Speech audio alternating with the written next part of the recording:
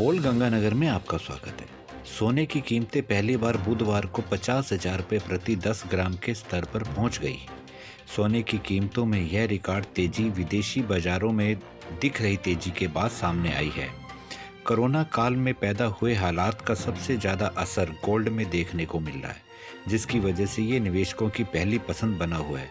हालांकि गुरुवार को दिल्ली में सोने की कीमतों में कुछ नरमी देखने को मिली। लंदन, न्यूयॉर्क और स्विट्जरलैंड के बाजारों में सोने की ट्रेडिंग में तेजी देखने को मिली है, जिसके चलते सोने की कीमतें रिकॉर्ड ऊंचाई पर पहुंच गई हैं। दिल्ली में 10 ग्राम सोने के दाम 50,405 रुपये दर्ज किया गया है। लंदन और न्यूयॉर्क के बाजारों में हालात अच्छे नहीं चल रहे हैं, जिसके चलते निवेशकों का रुख अचानक सोने की तरफ हो गया। बुलियन बैंकों में बड़े पैमानों पर हुए नुकसान हुए हैं, जिससे सोने की दरें बढ़ रही हैं। दिल्ली बाजार में सोने की कीमतों में गुरुवार को नरमी देखने को मिली। फिलहाल यहां 24 कैरेट सोने के रेट 49,700 रुपये प्रति 10 ग्राम दर्ज किया गया है। देश के सराफा बाजार में सोने की कीमतों की बात करें तो यहां 24 कैरेट सोना 48,575 रुपये ट्रेड कर रहा है। हालांकि बुधवार को दिल्ली के सराफा बाजार में सोने का भाव 49,352 रुपये प्रति 10 ग्राम हो गया था। देश में कोरोना संक्रमण की वजह से लगाए गए लॉकडाउन की वजह से ट्रेनों के पहिए भी थम गए हैं। हालांकि बाद में कुछ श्रमिक स्पेशल ट्रेनें चलाई गई और तमाम अन्य गाड़ियां भी पटरियों पर दौड़ाई गई।